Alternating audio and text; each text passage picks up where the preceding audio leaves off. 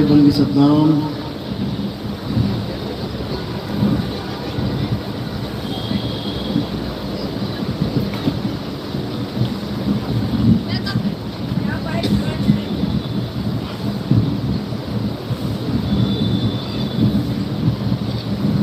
तो आज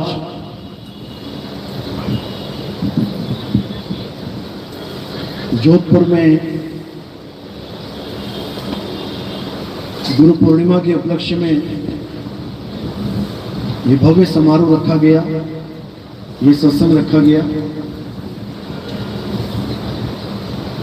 और आप लोग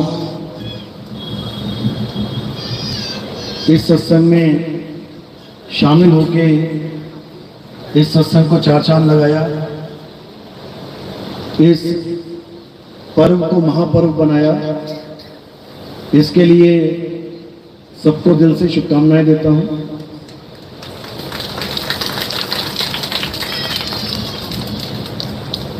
क्योंकि एक गुरुमुख के जीवन में सबसे बड़ा त्योहार गुरु पूर्णिमा का ही त्योहार होता है, जहां पर वो अपने गुरु के द्वारा दिया हुआ ज्ञान इसको अपनाकर उस बताए हुए मार्ग पे चलने के लिए प्रण करता है, हिम्मत करता है कि मैं अपने गुरु के बताए मार्ग पे चलूं और ये जन्म मरण का रोग जो मुझे लगा हुआ है इसको मैं खत्म कर दूं। इसलिए बाकी त्योहारों को नीचे रखा गया है। सबसे बड़ा त्योहार एक गुरुमुख के जीवन में गुरु पूर्णिमा का त्योहार है और आज वही गुरु पूर्णिमा है। तो आज गुरु पूर्णिमा के उपलक्ष्य में ये भव्य समारोह रखा गया है और मैं अरदास करूंगा कि जो भगत सत्संग में आए हैं और जो नहीं भी आ पाए हैं, लाइव देख रहे हैं, इसी जीवन में सबका कल्याण हो, सबका मंगल हो, सबको इसी जन्म में मुक्ति मिले, दोबारा किसी माँ का गर्भ देखने की जरूरत ना पड़े।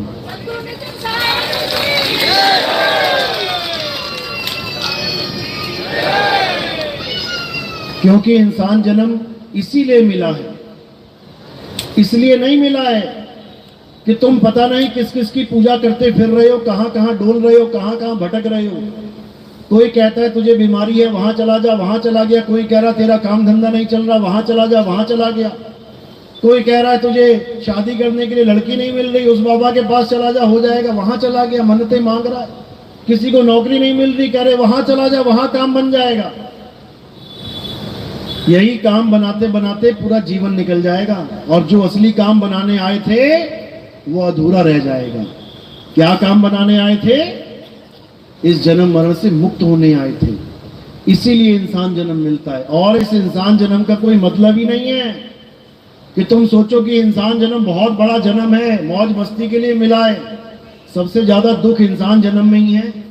सुबह उठते ही समझ में आने लग जाता है कि पूरे दिन की कमाई करनी है तब रोटी खा पाओगे।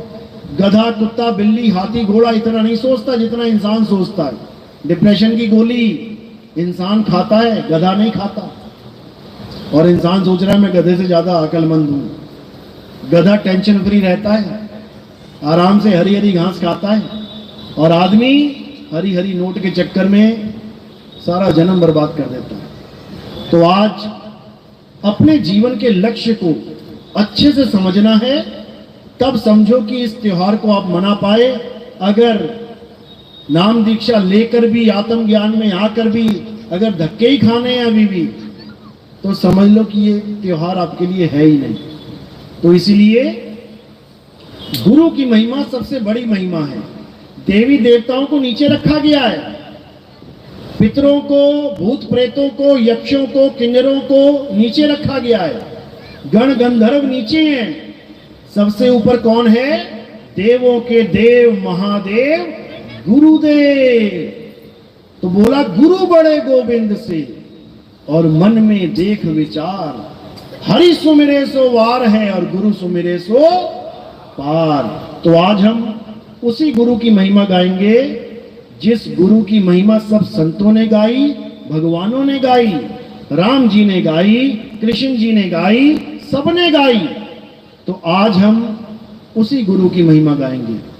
तो आज का सत्संग शुरू करने से पहले परम पिता परमात्मा के चरणों में एक जयकारा लगाएंगे और फिर सत्संग शुरू करेंगे। बोलिए परम पिता परमात्मा की, सदगुरु बंदी छोड़ कबीर साहेब की, सभी संतों की, सभी भक्तों की, आज के आनंद की, इस गांव नगर बस्ती की, सदगुरु मदनपति साहेब की, दीवान जौहरपति साहेब की, सदगुरु राम सेवक साहेब की, सदगुरु बराकपति साहेब की, कलीनापुर धाम की, सभी संतों की, सकल हंस को बंदगी, साहेब बंदगी, सतनाम सतनाम।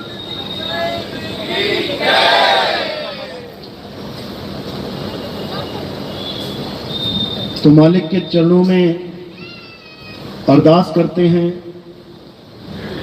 कि ये आवाज जहां तक जा रही है, जो भी इस सत्संग को सुन रहा है, उस पर मालिक के विवेक की ऐसी बारिश हो जाए, ऐसा विवेक जाग जाए कि ये जीव जो जन्मों जन्मों से सो रहा है, ये जाग जाए।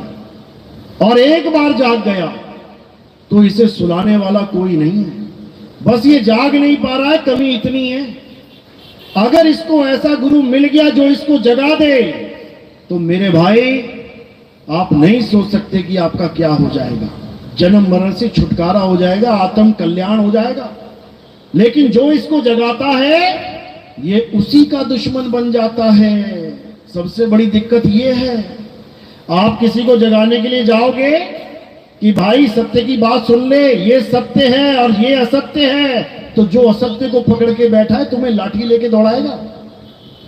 वो सुनना ही नहीं चाहता सत्य की बात।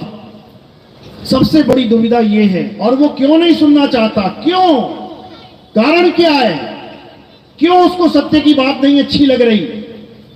कारण है उसका मन।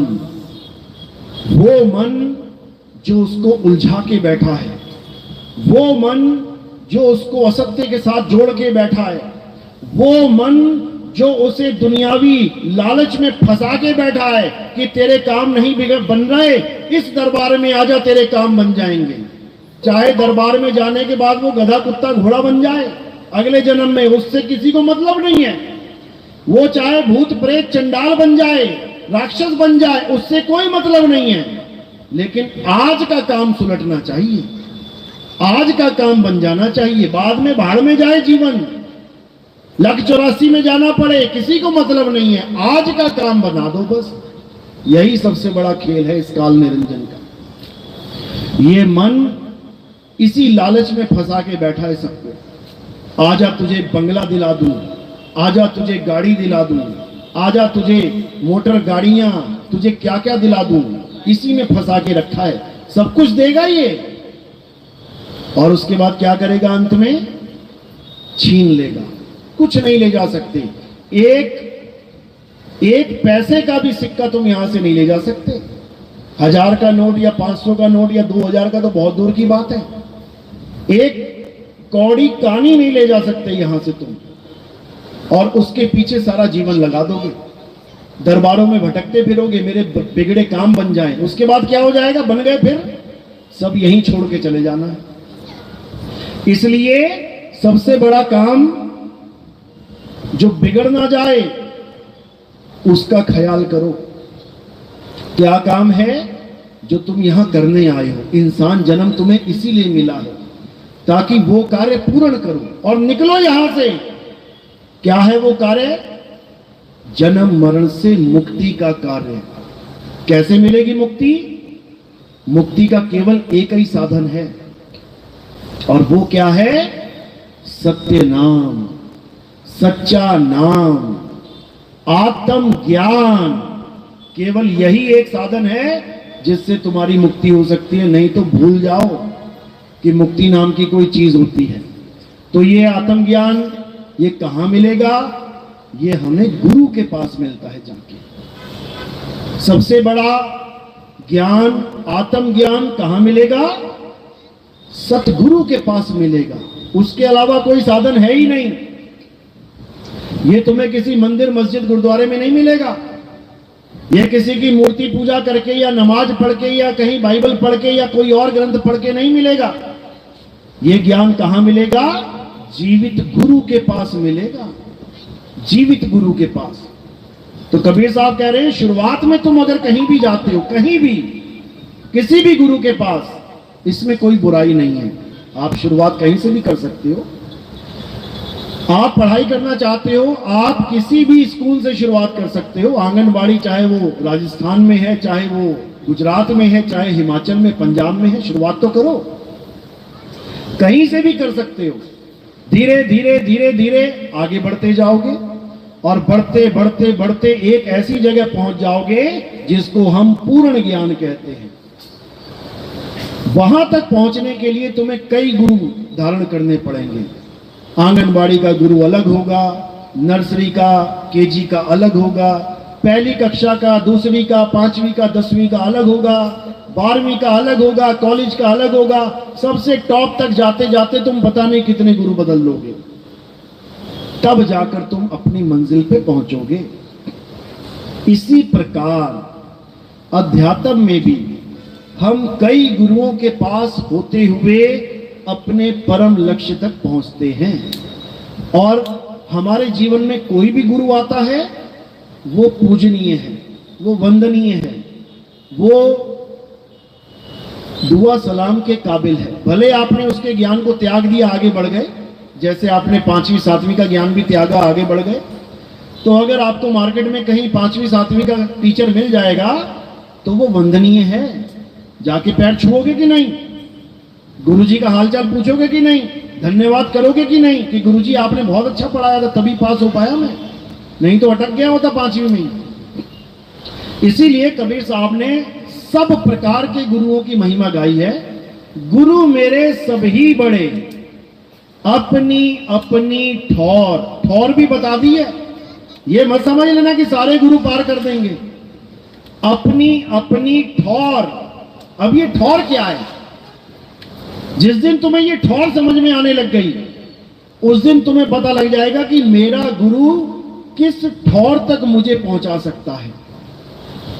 कई लोग दिल्ली से आए हैं, कई गुजरात से आए हैं, कई एमपी से आए हैं, कई पंजाब से आए हैं, अलग अलग प्रदेशों से आए हैं, ट्रेन में आए हैं। तो आप देखोगे कि हर ट्रेन में आपको स्टेशन मिलेंगे, एक गया, दूसरा गया, तीसरा गया, चौथा गया, लेकिन आप किसी भी स्टेशन पे नहीं उतरे। आप बीच में किसी भी स्टेशन पे नहीं आए। जरूर थे स्टेशन, गाड़ी रुकी भी थी, लेकिन आप उतरे क्यों नहीं? क्योंकि आपको जिस गुरु ने एड्रेस दिया था वो कहां का था? वो यहां का था। तो आप बीच में नहीं उतरे, यानी आपके गुरु ने आपको इस ठौर का निशाना दिया था तो आप पहुंच गए। अगर कोई गुरु ऐसा मिलता जो रास्ते का निशाना दे देता, आप उसी वक्त वहीं उतर जाते, तो यहां पहुंचते क्या? कभी नहीं पहुंच पाते। इसी प्रकार हमारे जीवन में बहुत से गुरु आते हैं, हमें नाना प्रकार का ज्ञान देते हैं। ऐसा नहीं है कि सारे गुरु एक ही प्रकार का ज्ञान दे रहे हैं। अरे कोई जाप दे रहा है, कोई श्वासों का अजपा जाप दे रहा है, कोई अनहद नाद दे रहा है, कोई कुछ दे रहा है, कोई कुछ दे रहा है, कोई भूत प्रेतों की पूजा करवा रहा है, कोई चंडालिनी की पूजा करवा रहा है। एक जगह तो एमपी में चुड़ैल माता का मंदिर बना रखा है, वहां जो बैठा हुआ है वो चुड़ैल माता की पूजा करवा रहा है। कर लो, क्या करोगे? और उस गांव के लोग जा भी रहे हैं चुड़ैल माता की पूजा करते। और तो और आगे बढ़ोगे तो चंडाल देव भी बैठा हुआ है, चंडाल भगवान, शैतान भगवान की पूजा चल रही है। करने वाले कर रहे हैं, आरती गा रहे हैं, तन मन धन निछावर है, लाखों रुपया चंदा दे रहे हैं। और आगे बढ़ोगे, एक एमपी में, पता नहीं राजस्थान में कहां मंदिर है, वो कुतिया माता का मंदिर है। कुतिया माता का मंदिर, यानी देवताओं की कमी पड़ गई हमारे धर्म में, अब कुतिया की पूजा करेंगे हम सारे मिलके। तो ऐसे भी मंदिर हैं और वहां भी गुरु बैठा है, वो भी आरती करवा रहा है पूरी पूरी, और लोग पूरी श्रद्धा से कर रहे हैं। हालांकि बुराई नहीं है, कम से कम कुछ तो कर रहे हैं, कुछ तो कर रहे हैं, कुछ नहीं से कुछ भला। और गुरु आगे आ जाओ, अभी रावण का मंदिर है एक वहां पे एमपी में, सारे मंदिर मुझे एमपी में ही दिखाई देते हैं ऐसे। एक मंदिर ऐसा है जहां दुर्योधन की पूजा होती है, साथ में कर्ण को भी भगवान बना रखा है, कर्ण की पूजा हो रही है। क्यों? दानवीर था। अरे भले दानवीर था, लेकिन था तो अधर्मी, अधर्म के साथ खड़ा था, इसलिए तो नाश हुआ उसका। अगर धर्म के साथ खड़ा होता तो 5 पांडव में से एक भी ना मरा, कर्ण भी नहीं मरता। अगर धर्म के साथ खड़ा होता तो, लेकिन धर्म के साथ नहीं था तो मारा गया। तो भैया पूजनीय थोड़ी नहीं है कि तुम उसकी पूजा करो। हाँ, उसमें एक गुण था कि वो दानी था, ठीक है, तुमने मान लिया वो दानी है, इतना बहुत है। लोग आज भी कर्ण को इज्जत देते हैं कि भैया दानी था, ठीक है, अच्छी बात है, लेकिन पूजनीय नहीं है कि तुम भगवान की तरह उसकी पूजा करने लग जाओ। दानवीर तो रावण भी था। कर्ण ने क्या सिरदान दिए थे? कर्ण ने क्या सिरदान दिया था? रावण ने कितनी बार सिर काट के चढ़ाया। तो फिर तो वो महादानी है, दानियों से भी दानी बड़ा है वो। फिर तो रावण की पूजा कर लो। फिर हमारा सनातन धर्म क्या बोलेगा? हम रावण के पुजारी हैं, हंसेंगे लोग तुम्हारे ऊपर। लेकिन फिर भी पूजा चल रही है। कारण अज्ञानता, क्योंकि हमें पता ही नहीं है पूजा किसकी करनी है, इसलिए थोड़ा सा दुख आता है, जैसा कोई बताता है वैसे ही पूजने लग जाते हैं। समझो बात को। अब ये जो पूजा में तुम्हारा दिल टिक गया, मन टिक गया, ये कैसे टिक जाता है? इसका भी कारण है, गीता में बता रखा है। गीता में क्या बोलते हैं 7वें अध्याय में? हे अर्जुन, मेरी पूजा के अलावा अगर कोई किसी की पूजा करता है तो वो अज्ञानता पूर्ण कार्य किया जा रहा है। वो कोई ज्ञानियों वाले लक्षण नहीं है, लेकिन फिर भी मैं उस भगत के मन को उस देवी देवता के या किसी के भी पूजा में स्थिर कर देता हूं, यानी उसके मन को टिका देता हूं, उसको उसी में भगवान नजर आने लग जाएगा। लेकिन उससे उसकी ना तो मुक्ति होगी ना उसकी गति होगी। हे अर्जुन, देवताओं की पूजा करने वाले देवलोक को प्राप्त होंगे, भूतों की पूजा करने वाले भूतों को प्राप्त होंगे, राक्षसों की पूजा करने वाले राक्षस कुल में जाएंगे, साफ लिखा है। और पितरों की पूजा करने वाले पितर लोक को चले जाएंगे, पितरों में आ जाएंगे।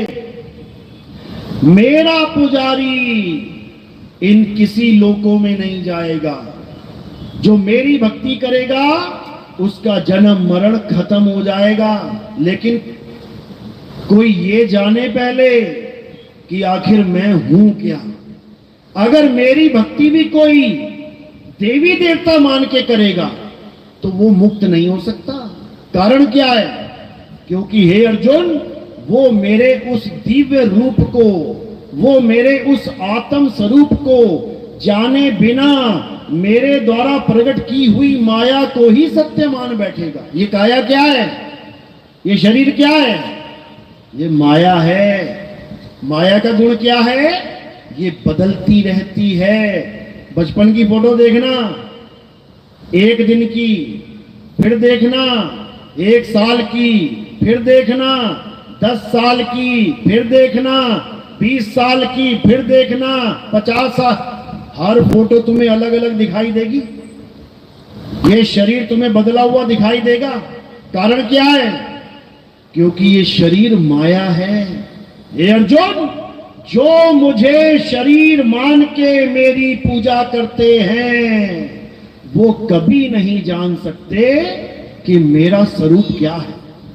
वो कभी नहीं पहचान सकते कि मैं कौन हूं, क्योंकि मैं अपनी इस माया के पीछे छुपा रहता हूं।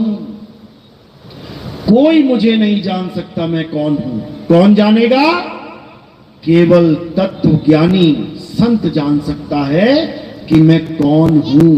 अन्यथा चाहे कोई कितना ही बड़ा पुजारी क्यों ना आ जाए, सारी उम्र राधे राधे हरे कृष्णा हरे राम जपने वाला बाबा क्यों ना आ जाए, ये मुझे नहीं जान सकते।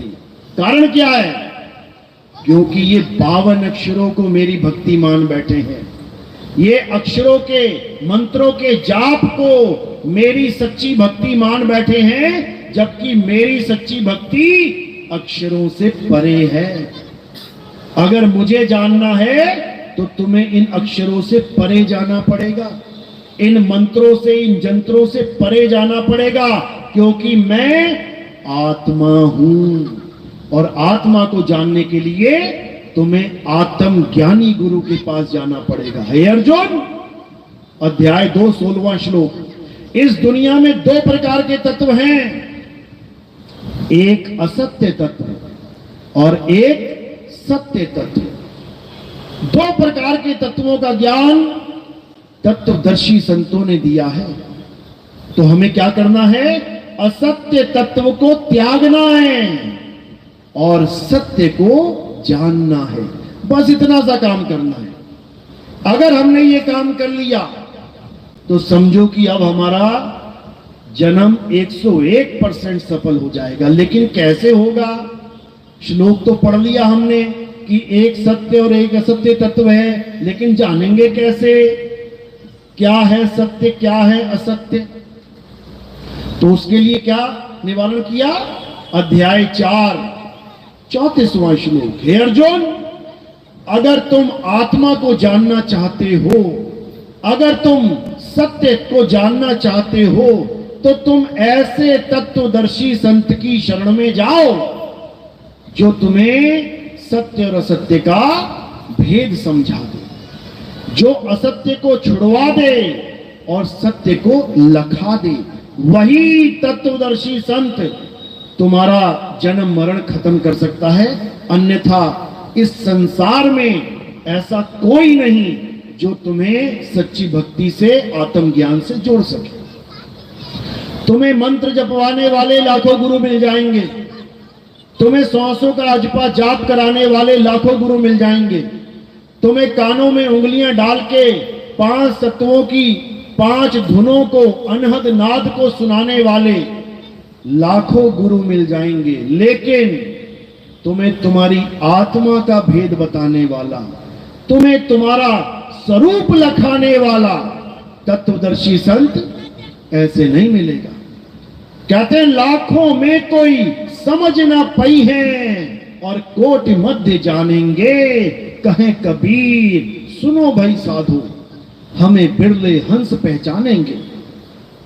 कहते हैं लाखन में कोई समझ ना पाई है। लाखों गुरु बैठे हुए हैं, लेकिन कोई समझ नहीं सकता कि तुम्हारा स्वरूप क्या है। कारण क्या है?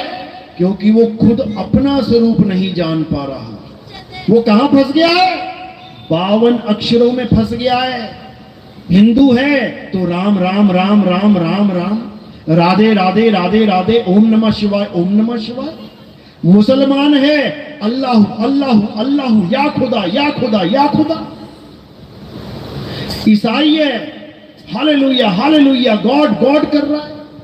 सिख भाई है तो वाहेगुरु वाहेगुरु वाहेगुरु वाहेगुरु जप रहा है।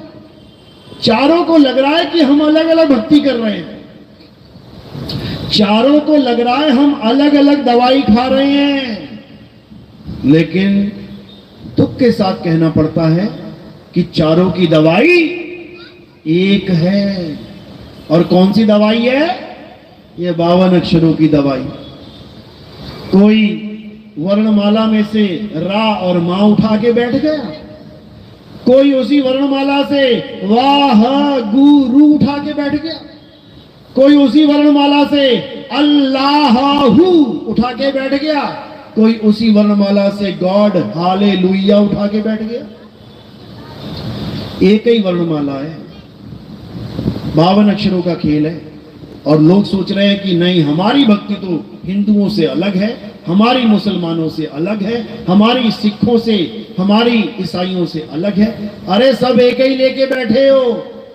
क्या लेके बैठे हो? 52 अक्षर, आ आ ई ई उ ऊ का खा गा चा छा टा ठा, ये सब लेके बैठे हो।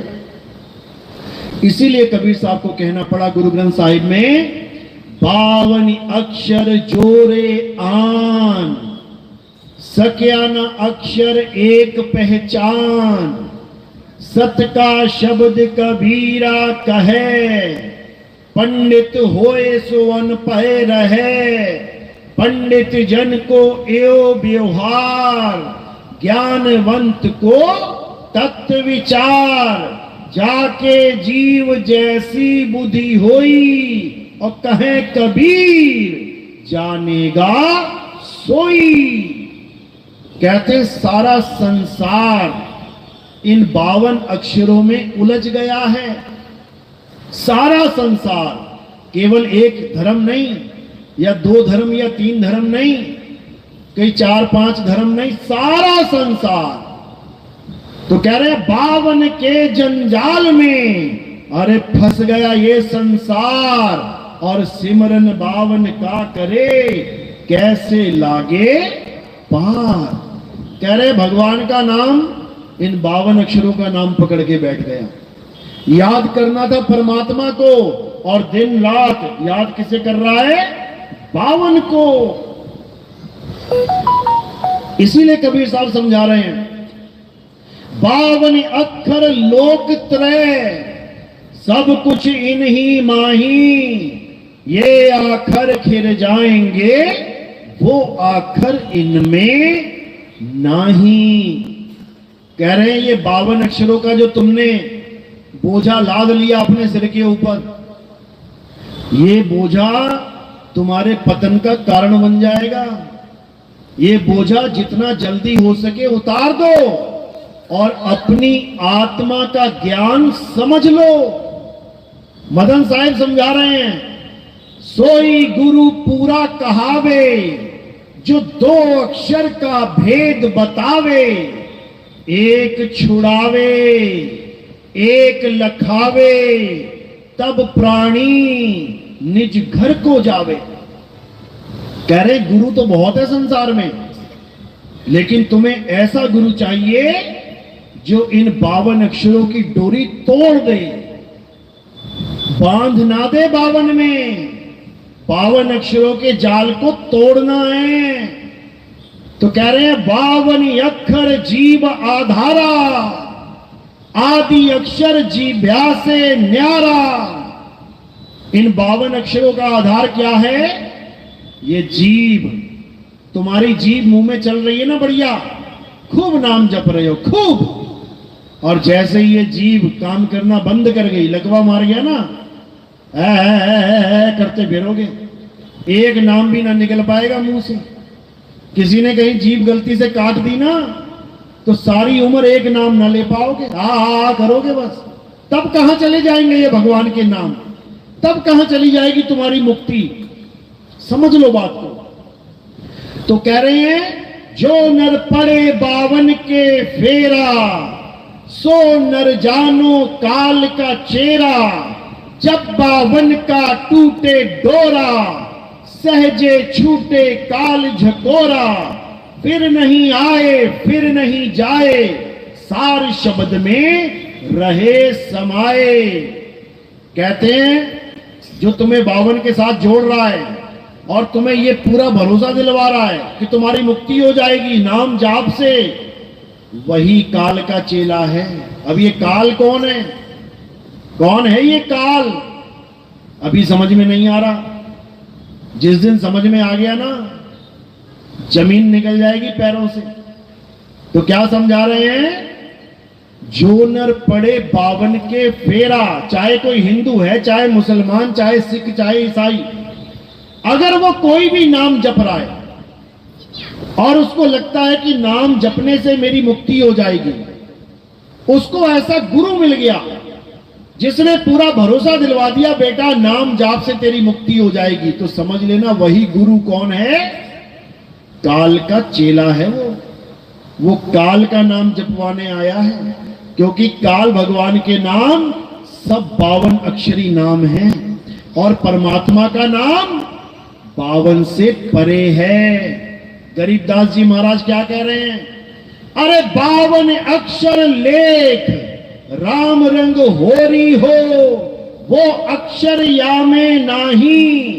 राम रंग होरी हो, कागज कलम कलेस राम रंग होरी हो, और वो रहा शेष का शेष राम रंग होरी हो। कहते हैं ये 52 अक्षर कलेस हैं जो तुमने कागज और कलम से हजारों लाखों करोड़ों नाम बना लिए भगवान के। ये तुमने अपने जीवन को कलेश बना लिया। आज जो एक देश दूसरे देश से लड़ रहा है, पता है क्यों लड़ रहा है? क्या कारण है? यही 52 अक्षर कारण है। एक ने उसका नाम रख दिया यहोवा, एक ने उसका नाम रख दिया या खुदा। ले बेटा, अब लठबाजी करो, यहोवा बड़ा कि या खुदा बड़ा। एक ने नाम रख दिया राम, एक ने नाम रख दिया वाहिगुरु, एक ने नाम रख दिया अल्लाह, एक ने नाम रख दिया गॉड। अब मारो लठ एक दूसरे के। 52 अक्षर का खेल है ये, 52 अक्षरों की लड़ाई है। ये हमारी तुम्हारी लड़ाई नहीं है। हम सब एक मालिक के बच्चे हैं। सब कह रहे हैं, हर धर्म कह रहा है कि परमात्मा एक है, हम सब उसके बच्चे हैं। तो भैया काहे लड़ रहे हो? क्यों लड़ रहे हो? कारण क्या है? कारण है 52 अक्षर। मैंने उसका नाम रख दिया राम और वो रख के बैठा है खुदा। अब मैं ना मानता कि खुदा है वो, मैं तो राम में बिल्कुल संतुष्ट हूं। ये है झगड़ा। सबकी जुबान काट दी जाए, सारे अक्षरों को खत्म कर दिया जाए, कागज कलम खत्म कर दी जाए, सारे 52 अक्षर ध्वस्त कर दिए जाएं। अब बताओ तुम्हारे भगवान का क्या नाम है? कौन सा मंत्र जाप करोगे? कौन सा ग्रंथ लिखा है? क्या पढ़ोगे? कुछ नहीं, क्योंकि ये सारा खेल 52 अक्षर का है। सारा खेल 52 अक्षर का है। सारी आरतियां भगवानों की, ओम जय जगदीश हरे, जय संतोषी माता, जय पिता, जय बाबा, सब 52 का खेल है। सारे ग्रंथ, वेद पुराण गीता भागवत उपनिषद, सब 52 का खेल है। बाइबल कुरान पुराण सारा 52 का खेल है। सारी नमाजें, सारी प्रेयर, सारी अरदासें, सब 52 का खेल है। ये सारा 52 का ही तो खेल है मेरे भाई। और इसी 52 में उलझ पुलझ के सारा संसार ऐसी कगार पे आ गया है कि कभी भी परमाणु बटन दब सकता है, केवल इस 52 के चक्कर में। समझ लो, अगर ये 52 का खेल ना हो तो सब भाई भाई एक दूसरे की मदद करें, एक दूसरे से प्यार करें, एक दूसरे के सुख दुख को समझें। लेकिन नहीं, 52 इनको इंसान से प्यारा है। बोल जय श्री राम वरना गला काट दूंगा, बोल अल्लाहू अकबर वरना जान से मार दूंगा। इनको 52 प्यारा है। इनको अपने भगवान की बनाई संतान प्यारी नहीं है। इनको अपना भाई प्यारा नहीं है। मुसलमान नहीं सोच रहा है कि यहूदी हमारे भाई हैं। अल्लाह ने ही यहूदियों को भी बनाया है। यहूदी नहीं सोच रहा है कि मुसलमान उनके यहोवा के ही बच्चे हैं। मुसलमानों को किसी और ने नहीं बनाया। हिंदू नहीं समझ रहा है कि ईसाई सिख मुसलमान उसी परमेश्वर के बच्चे हैं जिसने उसको बनाया है, उसी ने सबको बनाया है। नहीं मानने को तैयार है, क्योंकि 52 प्यारा है। 52 छूटने का नाम नहीं ले रहा। इसीलिए सब संतों ने सबसे पहले 52 पे प्रहार किया है। 52 पे समझ जाओ तो क्या कह रहे हैं? 52 अक्षर लोकत्रय, सब कुछ इन्हीं माही, और ये अक्षर खिर जाएंगे, वो अक्षर इनमें नहीं। यानी अब हमें वो अक्षर जानना है जो 52 से परे है। और वो क्या है? वो आत्म अक्षर है, वो आदि अक्षर है, वो आत्म राम है, वो आत्म स्वरूप है जो 52 से परे है। जब ये काका गागा नहीं थी, जब ये ABCD नहीं थी, जब ये ऊड़ा एड़ा ईड़ी नहीं थी, जब ये अलिफ बे ते पे नहीं था, तब क्या था? जब ये संसार नहीं था, जब ये इंसान नहीं था, तब क्या था? आत्मा थी। ये आत्मा सदा सदा से थी, सदा सदा है, सदा सदा रहेगी। इस आत्मा का ना तो कभी जन्म होता है, ना ही इस आत्मा की कभी मृत्यु होती है। हे अर्जुन, ये आत्मा अजन्मा है, नित्य है, शाश्वत है, पुरातन है। ये आत्मा ही सत्य सनातन है। तो नितिन दास इसी सत्य सनातन धर्म की पूजा करता है और इसी सत्य सनातन धर्म का प्रचार करता है। सत्य सनातन धर्म का मतलब ये बिल्कुल नहीं है कि तुम किसी देवी देवता की पूजा करो, या तुम किसी पत्थर को भगवान मानो, या तुम किसी नदियों में स्नान करने को सत्य सनातन धर्म समझो। बिल्कुल नहीं, बिल्कुल नहीं। सत्य सनातन धर्म की डेफिनेशन क्या है? वो जो सदा से था, सदा है, सदा रहेगा, उसे सत्य सनातन अर्थात आत्म देव कहते हैं। देवों के देव, महादेव आत्म देव कहते हैं। उसी आत्म देव की महिमा सब संतों ने गाई है। उसी आत्म देव की महिमा गीता में श्री कृष्ण जी उसी आत्म देव की महिमा गा रहे हैं। लेकिन ना तो गीता पढ़ने वाले समझ रहे हैं, ना कृष्ण जी की पूजा करने वाले समझ रहे हैं। अगर गीता को अच्छे से समझ लिया जाए, अगर गीता को अच्छे से अध्ययन करके हमारे सत्संग सुनने के बाद समझा जाए, तो तुम्हें एक एक बात समझ में आने लग जाएगी कि गीता क्या करने को और क्या त्यागने को कह रही है। गीता में सारे देवी देवताओं की पूजा निषेध है। मना किया गया है कि किसी देवी देवता की पूजा मत करना, वरना कहां चले जाओगे? देवलोक को चले जाओगे। और देवलोक कोई बहुत बढ़िया स्थान नहीं है जो तुम्हें लगे कि हम तो स्वर्ग में पहुंच गए।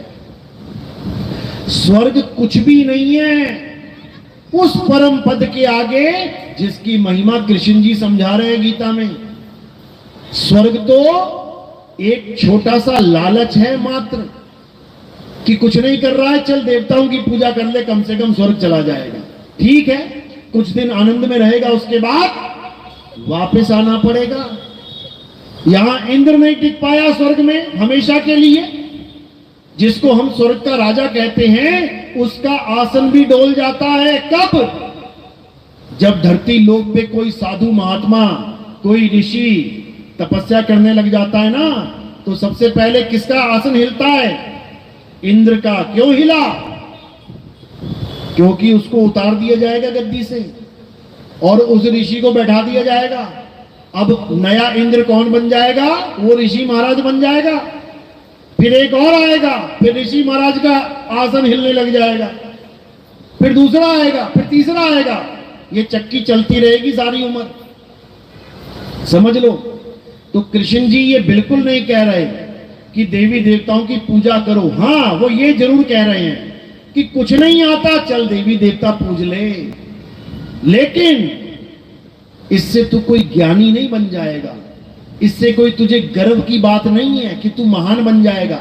अध्याय 7 23वां श्लोक क्या कहता है कि जो लोग देवी देवताओं की पूजा करते हैं कुछ फलों के कारण, मेरा काम नहीं बन रहा, हे भगवान, हे देवता, मेरा काम बनवा दो, नौकरी लगवा दो, बिगड़े काम बनवा दो, धंधा चलवा दो, दुकान चलवा दो, चल भी गई तो क्या हो जाएगा? कहते हैं कि जो देवी देवताओं की पूजा करते हैं और उनके द्वारा जो फल उन्हें प्राप्त होते हैं वो क्षणिक होते हैं, कुछ समय के लिए। और ये बिल्कुल मत मान लेना कि देवी देवता दे रहे हैं तुम्हें फल। देवी देवता भी मेरे द्वारा निर्धारित किया हुआ फल दे सकते हैं, उनके अपने पल्ले कुछ भी नहीं है। याद रखना ये बात। तुम्हारे गांव में सड़क बनवानी होती है तो गांव का प्रधान बनवाता है, ले पैसा कहां से लाता है? अपनी जेब से दे रहा है क्या?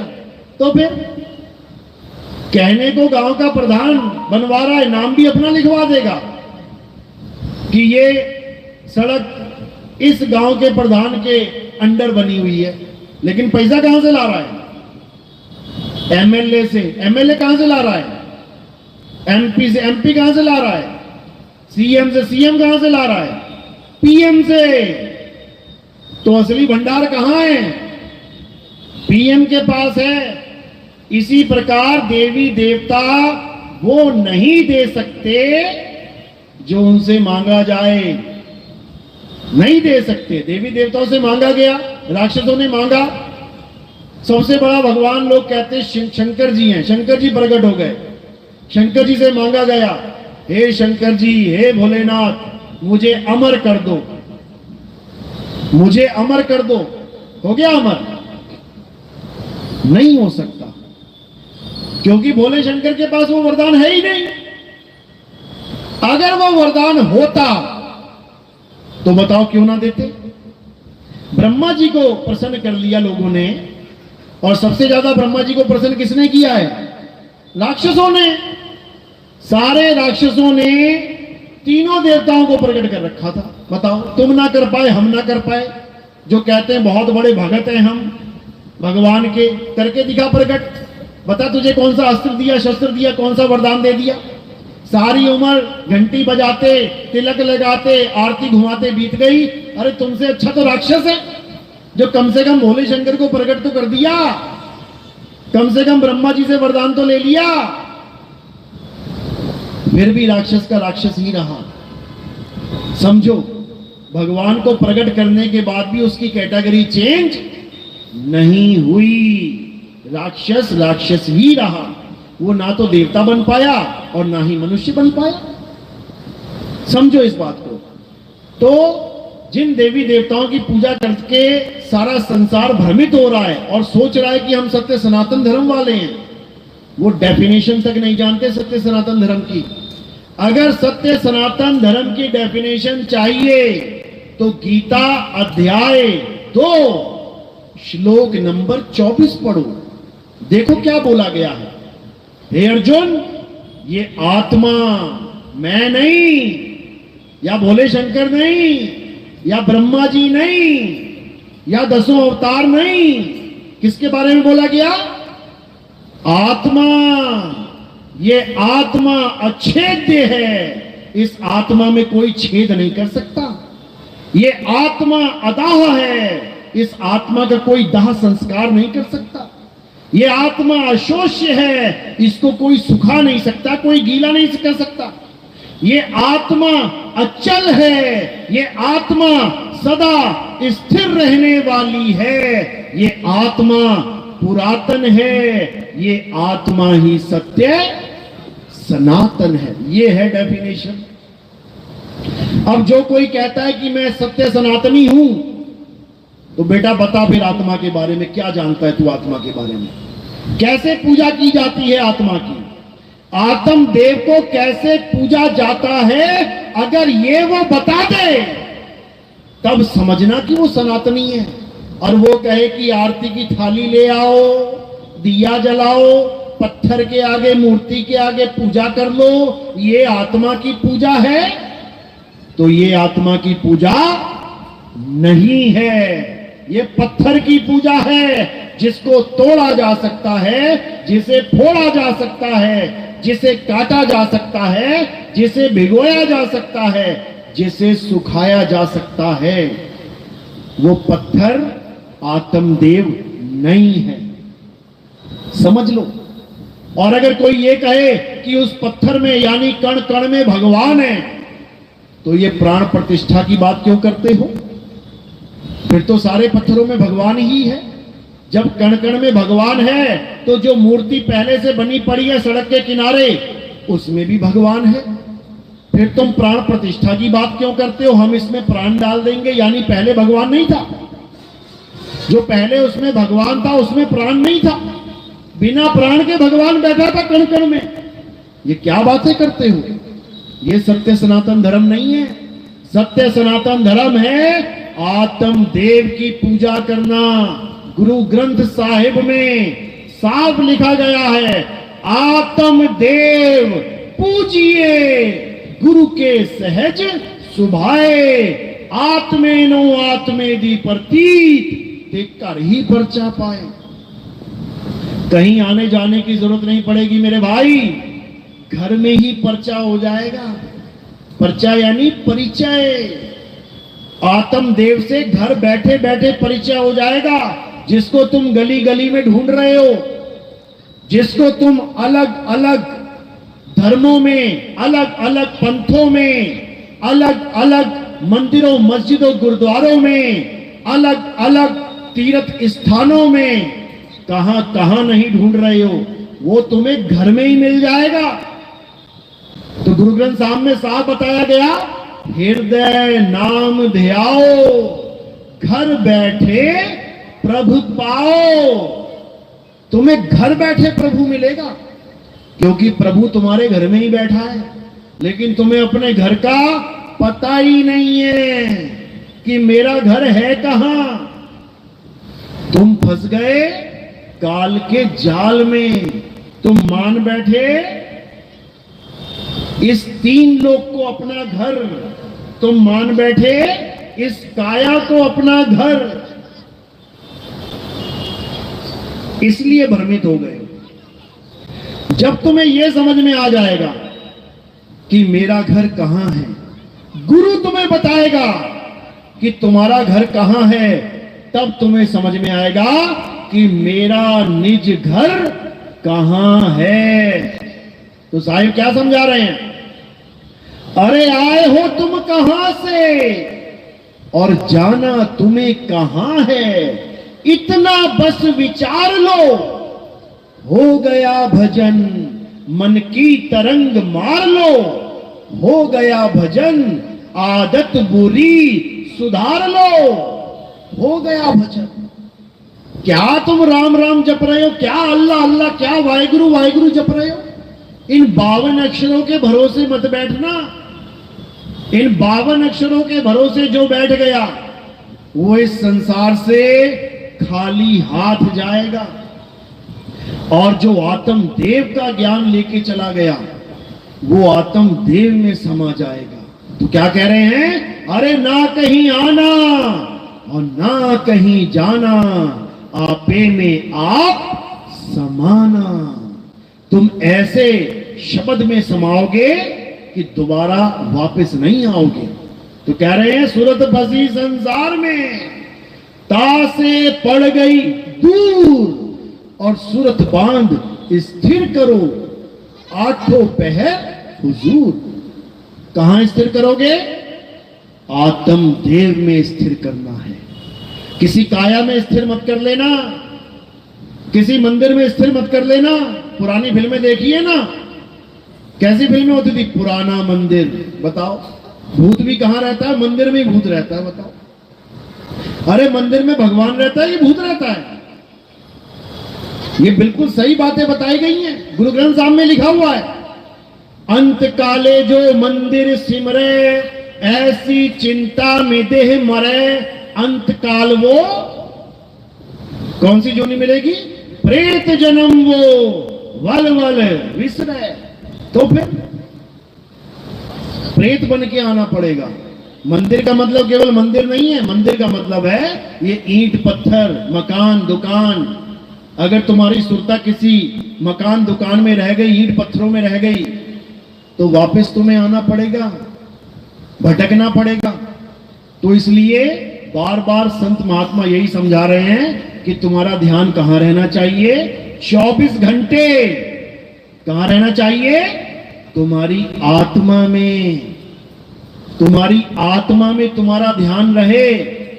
तो क्या बताया गीता में? अध्याय 3 17वां श्लोक क्या कहते हैं? हे अर्जुन, जो अपनी आत्मा में रमण करते हैं, जो अपनी आत्मा में तृप्त हैं, जो अपनी आत्मा में संतुष्ट हैं, उनके लिए कोई धार्मिक कर्म कर्तव्य लागू ही नहीं होता।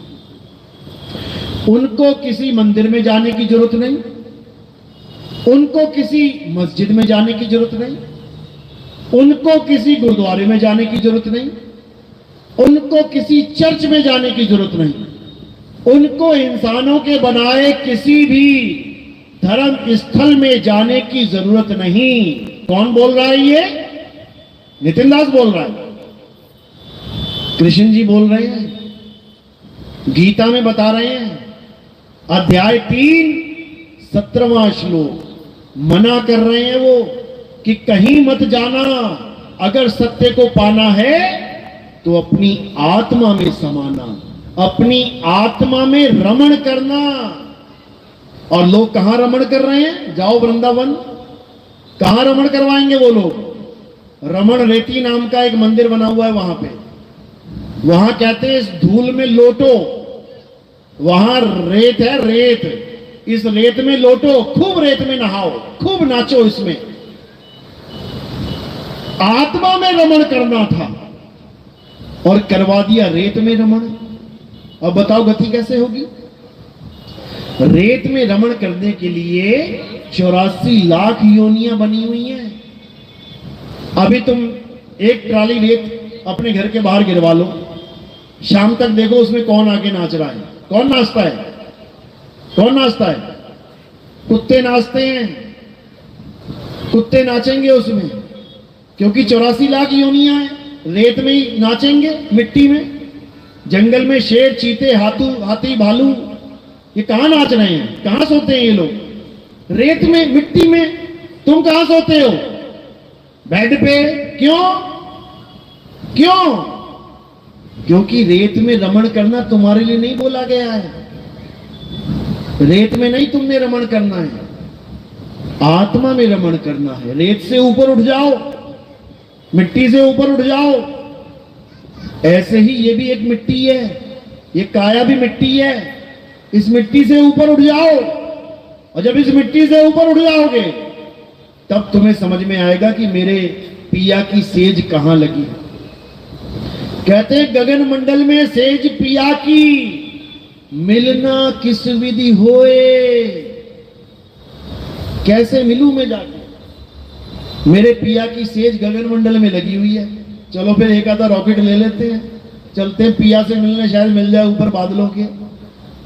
ये वो गगन मंडल नहीं है, ये गगन मंडल वो है जो संत हमें समझाते हैं कि कहां है गगन मंडल, कहां तुमने उड़ारी मारनी है।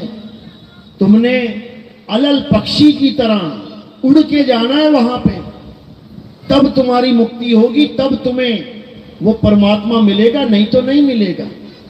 तो कहते हैं शब्द विहंगम चाल हमारी, और कहे कबीर सतगुरदई तारी, खुले कपाट शब्द झन कारी, पिंड यंड के पार स्वदेश हमारा है, और कर नैनो दीदार महल में प्यारा है।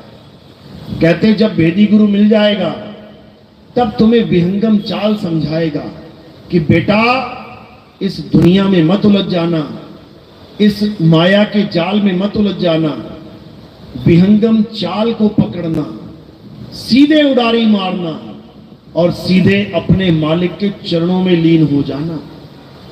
यही गरीबदास जी महाराज ने बोला है। अरे सतगुरु के लक्षण कहूं अचल विहंगम चाल, और हम अमरापुर ले गए ज्ञान शब्द सरघाल। कहते अमरापुर ले गए मुझे मेरे गुरुदेव, और कैसे ले गए? विहंगम चाल से ले गए। जैसे चुंबक लोहे को खींचती है, कैसे खींचती है? विहंगम चाल से खींचती है। रुक रुक के नहीं जाता लोहा चुंबक तक कि पहली रूहानी मंडल पे पहुंच गया, थोड़ा इंतजार कर लूं, फिर दूसरी में पहुंचा, तीसरी में पहुंचा, इंतजार कर लूं। ये 5 रूहानी मंडल वाले बाबाओं ने उलझा दिया जीवों को। ये तुम्हें मंडलों में ही तुम्हारा कमंडल टेढ़ा कर देंगे, वहीं पे हालत खराब हो जाएगी। इन चक्करों में उलझा दिया, ये स्वाद चक्कर, ये नाभि चक्कर, ये कंठ चक्कर, घन चक्कर बना दिया तुम्हें इन चक्करों में। अब इन चक्करों में नहीं उलझना है, इन चक्करों से परे अपने आत्म स्वरूप को जानना है। और वो कैसे जानेंगे? विहंगम चाल से। तो साहिब समझा रहे हैं, जब विहंगम चाल वाला गुरु तुम्हारे जीवन में आ जाएगा, वो हर प्रकार के अज्ञान का नाश कर देगा। वो तुम्हारे ऐसे पंख उगा देगा कि तुम उड़ारी मार के जाओगे। फिर तुम्हें किसी के सहारे की जरूरत नहीं है कि कोई गुरु कहे जब तक मैं ना तुम्हें सतलोक लेके जाऊं तब तक तुम पहुंच नहीं पाओगे। पता लगा चेला यहीं बैठा, गुरुजी निकल गए, लेके जा साथ में, क्यों नहीं जा पाया?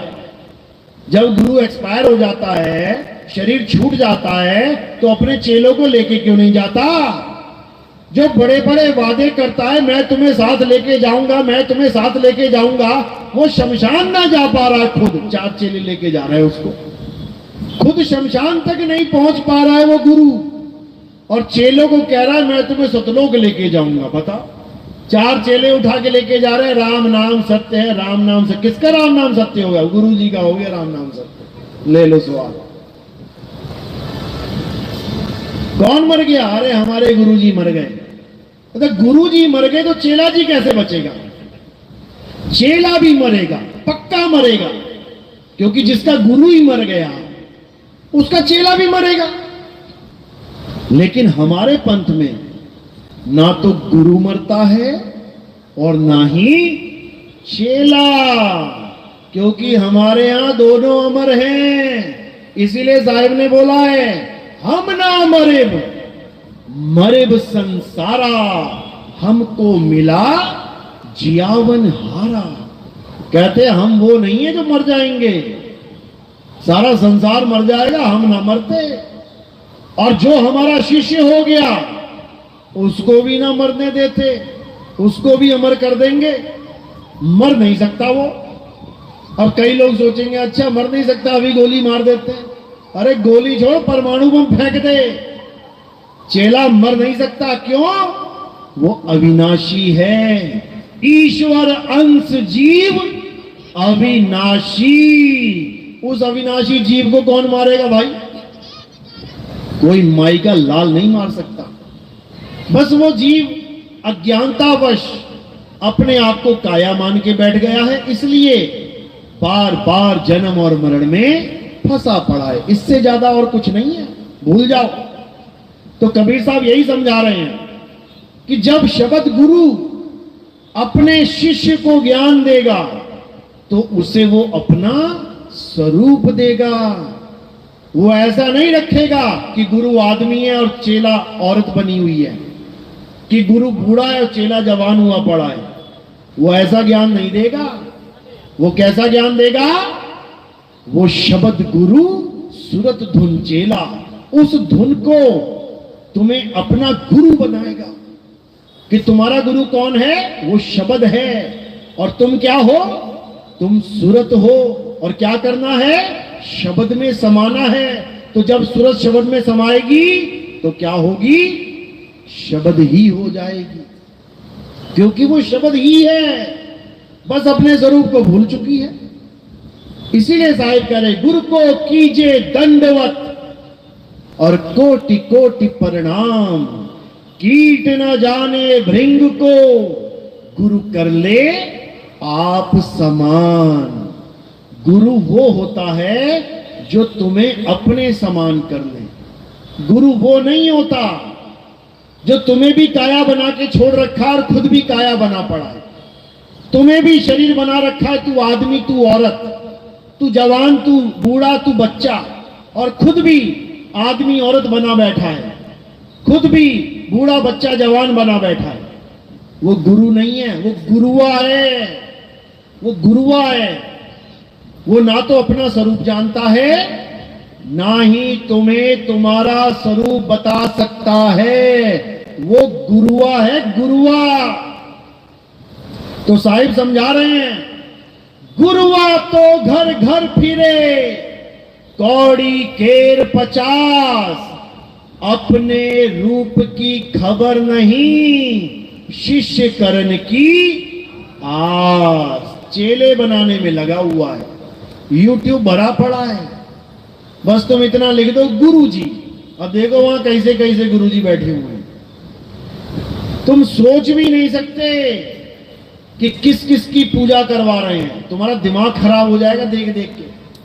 लेकिन वो भी इज्जत प्राप्त कर रहे हैं, वो भी मान बढ़ाई प्राप्त कर रहे हैं, उनको भी लाखों का दान चंदा आ रहा है, बड़े बड़े आश्रम उन्होंने भी बना लिए हैं, लेकिन वो सतगुरु नहीं हो सकते, वो झूठे गुरु हैं। तो साहिब समझा रहे हैं, अरे झूठा गुरु अजगर बना और 1,84 जाए, सारी संगत चींटी बनी, तोड़ तोड़ के खाए। वो अपनी बर्बादी का इंतजाम करके बैठा है। गुरु तो बन गया, हजारों लाखों चेले भी बना लिए, बड़े बड़े आश्रम भी बना लिए। उसके बाद जब प्राण पखेरु उड़ेंगे और जब वो अंत समय में अपने स्वरूप को प्राप्त नहीं कर पाएगा तो कहां जाएगा? सूक्ष्म शरीर में। स्थूल शरीर को छोड़ के जीव कहां जाता है? सूक्ष्म शरीर में। और जब वो सूक्ष्म शरीर में चला जाता है तब वो ऐसी माया की जेल में फंस जाता है, अब उसे कोई नहीं बचा सकता। याद रखना, अब उसे कोई नहीं बचा सकता। अब उसे माया ऐसा भरमाएगी कि जन्मों जन्मों तक भुगतान भुगतना पड़ेगा उसे 1,84 में। कारण उसने लाखों जीवों का जीवन बर्बाद कर दिया, इंसान जन्म बर्बाद कर दिया। अगर वो अपना जन्म बर्बाद कर लेता, उसको मौका दिया जाता, मालिक उसको मौका देते, कोई बात नहीं, उसके जीवन में कोई सतगुरु नहीं आया, कम से कम कुछ ना कुछ तो लेके बैठा था, कोई बात नहीं, दूसरा मौका दे देके। लेकिन अगर वो गुरुआ बन बैठा, खुद तो अज्ञानी है और दूसरों को ज्ञान का सहारा देने लगा, खुद तो अपने स्वरूप को कभी जाना नहीं और दूसरों को स्वरूप का ज्ञान देने लगा, क्योंकि हमारी नकल मार मार के आज स्वरूप ज्ञानी भी बन बैठे हैं लोग। पत्थर पूजने वाले, मंत्र जपने वाले आज हमारी डिट्टो कॉपी कर रहे हैं लोग, और उन्हें लग रहा है कि बहुत बड़ा काम कर रहे हैं। बहुत बड़ा काम नहीं कर रहे हो भाई, ये तुम अपने सत्यानाश का इंतजाम कर रहे हो। तुम्हें नहीं पता कि तुम किस जाल में फंसाए जाओगे, अभी नहीं पता तुम्हें। अभी तो तालियां बज रही हैं, लेकिन जब गालियां मिलेंगी फिर बहुत खतरनाक वाली मिलेंगी। जो घोड़ा दौड़ाता है वो चाबुक भी मारता है और साथ में गाली भी देता है। जो हल जोतता है बैल को चाबुक भी मारता है और गाली भी देता है। जब गधे के पीठ पे मिट्टी ढोई जाती है तो चाबुक भी पड़ता है, गाली भी पड़ती है। तो याद रखना, आज की ताली ये कल की गाली बन के सामने आएगी। इसलिए इससे अच्छा है कि चलो ठीक है, चोरी कर रहे हो, लेकिन कम से कम उसका नाम ले लेना चाहिए जिसका ज्ञान तुम कॉपी कर रहे हो, तब तुम ऋण मुक्त हो जाते हो। कई हमारे चेले भी सत्संग करने लग गए हैं। सत्संग करने का तरीका क्या है समझ लो। हालांकि मैंने परमिशन नहीं दी है कि सत्संग करो, लेकिन अगर किसी को दी भी है तो उसका तरीका समझ लो क्या है। हर लाइन बोलने से पहले तुम्हें ये लाइन बोलनी है, हमारे गुरुजी ये कहते हैं, हमारे गुरुजी ये समझाते हैं, ताकि तुम्हें ये ना लगे कि मैं समझाने लग गया। समझो, ये तरीका है ज्ञान समझाने का।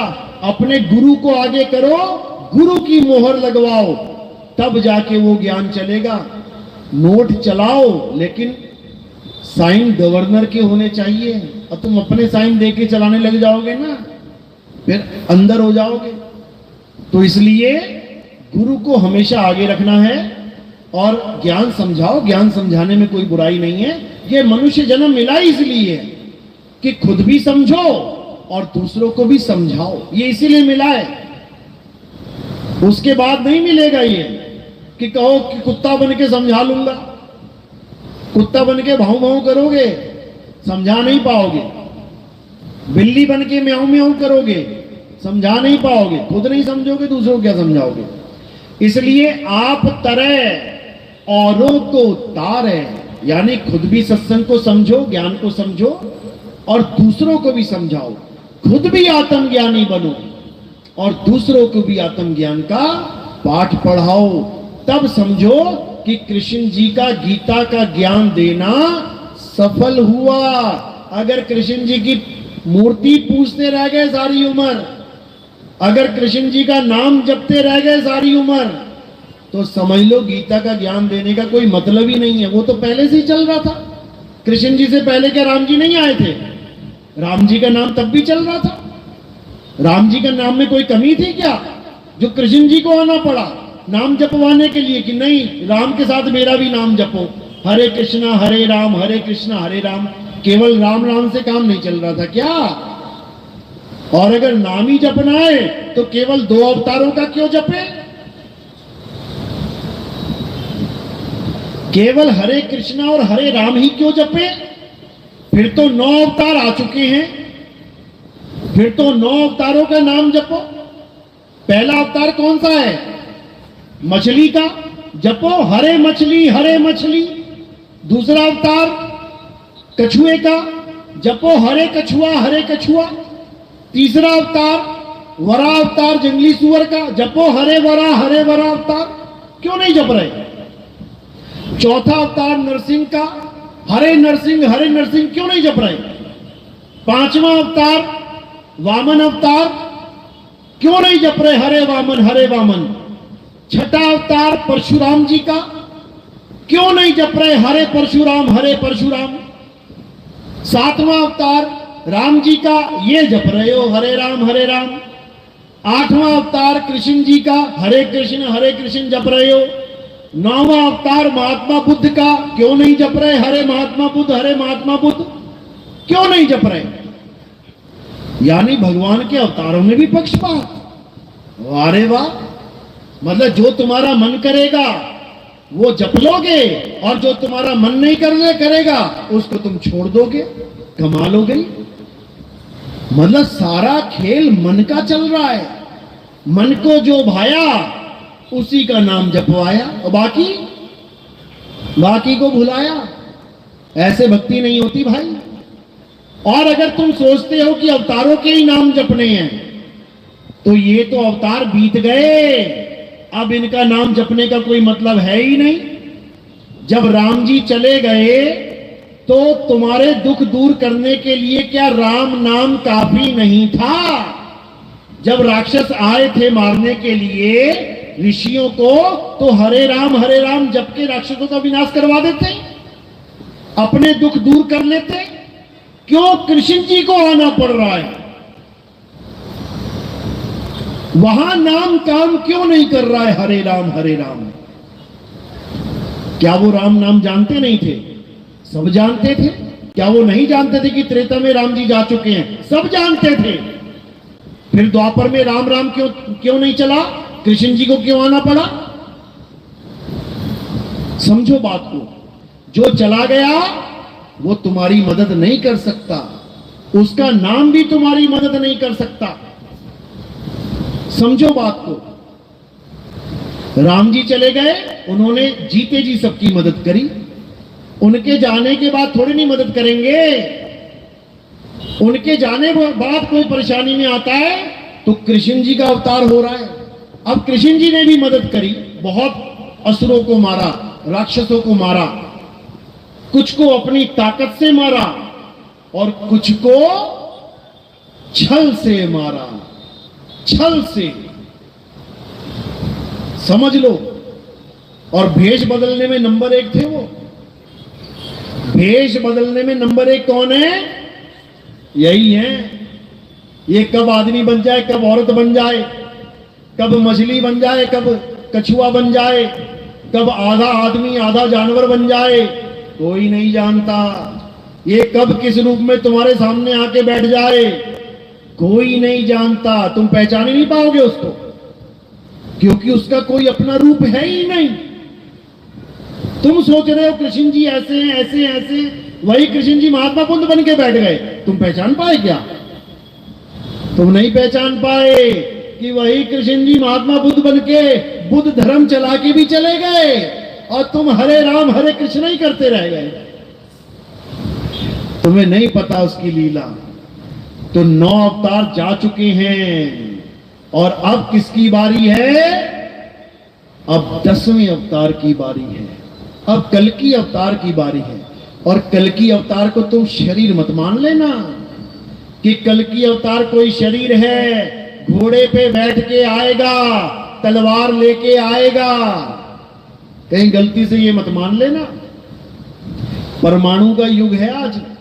एक बटन दबाया और पूरे शहर का सफाया। उसमें तलवार क्या करेगी?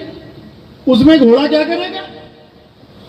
ये तलवार और घोड़ा वो नहीं है जो तुम देख रहे हो। ये तलवार कौन सी तलवार है? ये घोड़ा कौन सा घोड़ा है? ये बुद्धि के घोड़े हैं।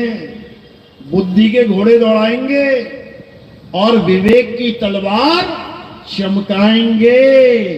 तब समझना कि कल्कि अवतार आएंगे। तब समझना।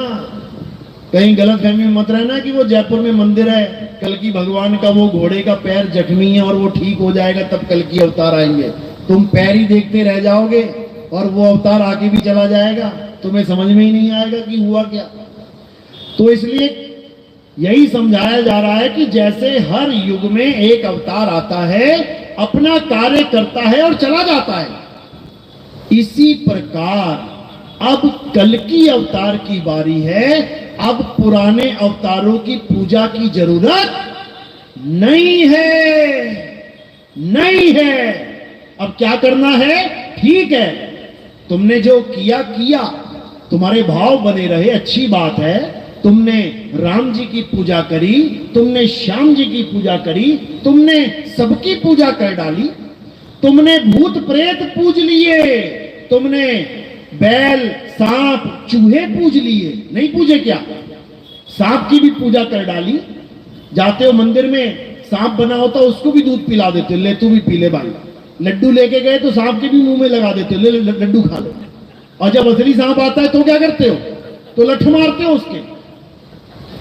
चूहों का मंदिर है, जाके चूहों के मंदिरों में दूध पिला रहे हो।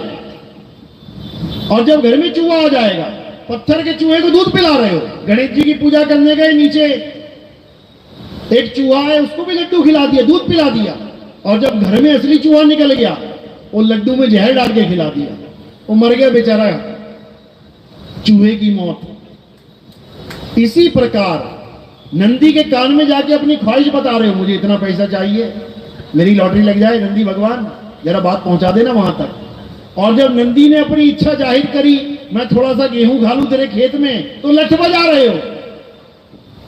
बताओ, ये इंसान का खेल है।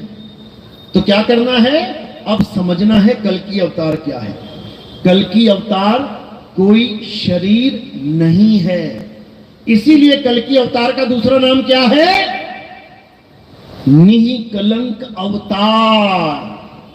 निष्कलंक, निष्कलंक अवतार। इसका मतलब क्या है? जिस पे कोई कलंक नहीं लग सकता है, वो है निष्कलंक अवतार। अब कलंक किस पे लगता है? किस पे लगता है? शरीरों पे कलंक लगता है। कितना मर्जी कलंक लगा लो, कलंक लगाने के लिए तो बना है ये। तुम आत्मा पे कलंक लगा के दिखाओ। तुम आत्मा पे कलंक नहीं लगा सकते, इसीलिए उस आत्म देव के अवतार को निष्कलंक राया अवतार बोला जाता है। यह अभी तुम्हें समझ में नहीं आएगा। जिसके समझ में आ गया अच्छी बात है, जिनकी समझ में अभी नहीं आ रहा है, जल्दी उनकी समझ में भी आ जाएगा। क्योंकि अब वो समय आने वाला है जब हर जगह हाहाकार मचने वाली है। अभी तुम्हें समझ में नहीं आ रहा है। अभी तुम्हें खूब माया दिखाई दे रही है। इस मंदिर में चला जाऊं, उस मंदिर में चला जाऊं, यहां लॉटरी लग जाए, वहां जाके लॉटरी लग जाए, यहां बिगड़े काम बन जाए, वहां बिगड़े काम बन जाए। बस थोड़े दिनों की बात है।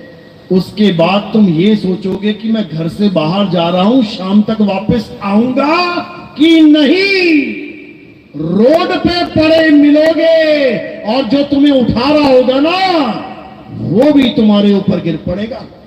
ऐसा समय आने वाला है, अभी तुम नहीं समझ रहे हो, लेकिन ये समय बहुत जल्दी आने वाला है। उसके बाद क्या होगा? उसके बाद कोई मंदिरों में नहीं जाएगा, कोई मस्जिदों में नहीं जाएगा।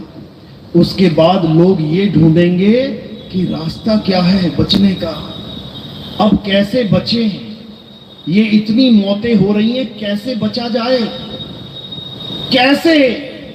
तब एक ही रास्ता सूझेगा, और वो रास्ता क्या है? अरे बचना चाहो काल जाल से तो चीनो शब्द हमारा, और कहें कबीर अमर कर राखूं जो निज होए हमारा। बस एक ही रास्ता रह जाएगा। फिर ये धर्मों के झगड़े, ये लड़ाइयां, ये नामों के झगड़े, ये मेरा भगवान वो तेरा भगवान, तूने मेरे भगवान के बारे में ऐसा कैसे कह दिया, मैं तेरे भगवान को गाली दे दूंगा, ये सब भूल जाओगे, सब खत्म। और ये समय आने वाला है, आने वाला है। तो अब क्या करना है? इससे पहले कि ये समय आए, सबको जगाना है, बच्चे बच्चे को जगाना है, इस ज्ञान को इतना फैलाना है कि बच्चे बच्चे को समझ में आ जाए कि इस जीवन का उद्देश्य क्या है, आत्मा का ज्ञान क्या है। पत्थरों को पूजना और आत्मा को पूजना, इसमें अंतर क्या है? और जिस दिन ये ज्ञान उनको समझ में आ जाएगा तो समझ लो सत्य सनातन धर्म पूरे विश्व में छा जाएगा, और फिर भारत विश्व गुरु बनेगा। विश्व गुरु ऐसे नहीं बोला गया है, विश्व गुरु क्यों बोला गया है? क्योंकि वो ज्ञान भारत से ही पूरे विश्व में फैलेगा, जिसका हर ग्रंथ में जिक्र है। हिंदुओं के ग्रंथ में क्या जिक्र है? कि कल की अवतार आएंगे और पूरे विश्व को सत्य सनातन का पाठ पढ़ाएंगे। मुसलमानों के ग्रंथ में क्या बोला गया? कि हिंदुस्तान में एक ऐसा ज्ञान चलेगा जो पूरे विश्व को इस्लामिक बना देगा। इस्लामिक, ये मत समझना मुसलमान बना देगा कि तुम्हें टोपियां पहना देगा। मुसलमान का मतलब समझ लो, मुसलमान शब्द बना है दो शब्दों के मिलन से, मुसल्ला प्लस ईमान। मुसल्ला क्या होता है? मुसल्ला एक चटाई होती है जिसके ऊपर हर मुसलमान खड़ा होके नमाज पढ़ता है। यानी तुम्हें वो मुसल्ला बताया जाएगा जहां पर खड़े होकर तुमने बंदगी करनी है, और ईमान यानी तुम्हें ईमानदार बनाया जाएगा। अब ये 2 नंबर के काम नहीं करने, ये नशा पत्ता नहीं करना, ये व्यभिचार नहीं करना, कोई भी असामाजिक तत्व के साथ खड़े नहीं होना। अब तुमने ईमानदारी के साथ जीवन बिताना है। केवल ईमानदारी से काम नहीं बनेगा, क्योंकि बहुत से बाबा लोग क्या बोलते हैं, बस तुम ईमानदार हो जाओ, बस अपने कर्म सुधार लो, उससे क्या होगा? मुक्ति हो जाएगी। कभी नहीं हो सकती, कभी नहीं हो सकती। ईमानदार बन के क्या हो जाएगा? तुम पुण्य के भागी बन जाओगे, पाप कर्म नहीं करोगे, अच्छी बात है। उससे क्या होगा? अरे पाप पुण्य ये दोनों बेड़ी, और एक लोहे एक कंचन केरी। ये पाप और पुण्य ये दोनों बेड़ियां हैं, और इन दोनों बेड़ियों में तुम जकड़े जाओगे। तो क्या करना है? ईमानदार तो होना है, साथ में मुसल्ले का भी ज्ञान रखना है कि बंदगी कहां करनी है, कहां खड़े होके नमाज पढ़नी है। समझ लो, नमाज का मतलब क्या है? नमः प्लस अज, परमात्मा की वंदना करना। समझ लो, नमाज कोई अरबी शब्द नहीं है। अरब देश में जाके कहोगे ना मैं नमाज पढ़ना चाहता हूं, वो पूछेगा नमाज क्या होती है। जब मैं अरब देश में जाके प्रचार करता हूं, अरबियों से पूछते हैं ना नमाज, नमाज नहीं होती यहां कुछ, क्या बोलते हैं उसको? नमाज को क्या बोलते हैं अरब देश में? सलाह। जिसको हम कहते हैं ना, यार तेरी सलाह लेनी है, कुछ सलाह दो हमें। सलाह यानी नेक सलाह, यानी मुझे बताओ मैं बंदगी में इबादत कैसे करूं। तो मोहम्मद साहब ने वहां सलाह दी, ऐसे करना है। तो यही मुसलमानों के यहां गजवाए हिंद बोला जाता है। गजवाए हिंद का मतलब क्या है? कई हिंदू समाज ये समझते हैं कि गजवाए हिंद का मतलब है कि सारे मुसलमान हिंदुस्तान को मुसलमान बनाना चाहते हैं। ये बिल्कुल गलत है, ऐसा बिल्कुल नहीं है। गजवाए हिंद कहां से आया है? ये हदीसों में जिक्र है इसका। एक है कुरान पाक और एक है हदीस। कुरान पाक अलग है, हदीस अलग है। हदीस में क्या बताया गया है? हदीस में मोहम्मद साहब का जिक्र है, वो क्या करते थे, क्या खाते थे, कैसे बैठते थे, क्या सोचते थे, क्या बताते थे, उसका जिक्र है। उसमें क्या बताया कि मोहम्मद साहब अरब देश की जमीन पर मक्का पे खड़े होके हिंदुस्तान की तरफ देखते थे, यानी पूरब दिशा की तरफ मुंह करके देखते थे और मुस्कुराते थे। और जब लोग पूछते थे कि आप पूरब दिशा की तरफ खड़े होके, जैसे कोई आदमी जिस तरफ से सूरज उग रहा है वहां खड़ा हो जाए और खड़ा ही रहे कितनी देर, तब उसको लोग पूछे, भाई आप पूरब दिशा की तरफ मुंह करके क्यों खड़े रहते हो? तब क्या बोले मोहम्मद साहब? वो बोले कि मुझे उस दिशा की तरफ से एक खुशबू आती है। क्या आती है? खुशबू आती है। कौन सी खुशबू आती है? कनेर के फूल की या गुड़हल के फूल की? कौन सी खुशबू आती है? मुझे खुशबू आती है अमन की, शांति की, चैन की। उस समय बोलते थे वो कि उस हिंदुस्तान से एक ऐसा ज्ञान उठेगा जिसका नाम उन्होंने गजवाए हिंद बोला था। कि पूरे संसार में गजवा क्या होता है? एक युद्ध होता है। युद्ध मतलब धर्म युद्ध। ये युद्ध चल रहा है हमारा, ये जो हमारा सत्संग चल रहा है, ये क्या है? ये युद्ध है, धर्म और अधर्म का युद्ध है, सत्य और असत्य का युद्ध है। और इस युद्ध में किसकी विजय होगी? सत्य की विजय होगी। लेकिन याद रखना, इतनी आसानी से नहीं होगी, बड़े पापड़ बेलने पड़ेंगे भाई, समझ लेना। तो कह रहे हैं गजवाए हिंद होगा और होके रहेगा, लेकिन कोई ये मत समझ लेना कि वो हिंदुओं को मुसलमान बनाने वाला होगा, बिल्कुल नहीं। वो अमन का युद्ध होगा, वो चैन का, शांति को लाने का युद्ध होगा। उसको गजवाए हिंद बोला जाता है।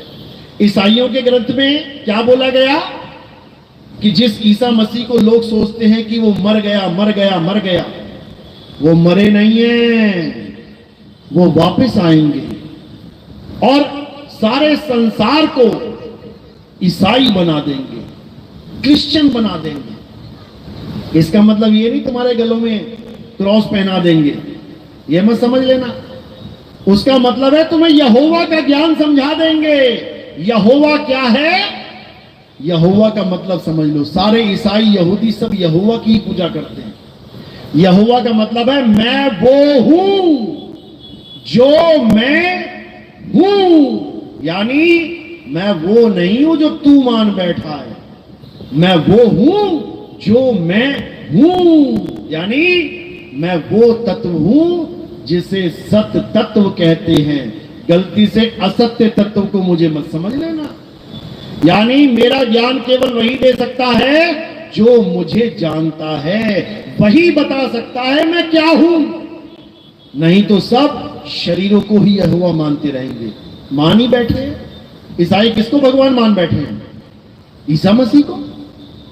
यही अज्ञान है। यही गुरु ग्रंथ साहब में बोला गया है कि आन 78 जान 97 होर भी उठसी मर्द का चेला।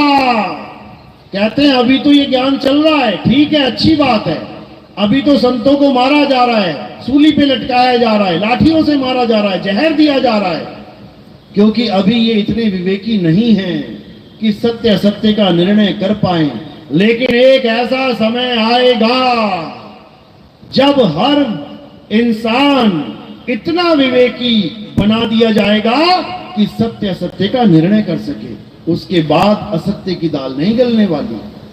फिर हर इंसान विवेकी बनेगा और मर्द का चेला आएगा जो सब हंसों को उस मर्द से यानी शब्द गुरु से जोड़ेगा।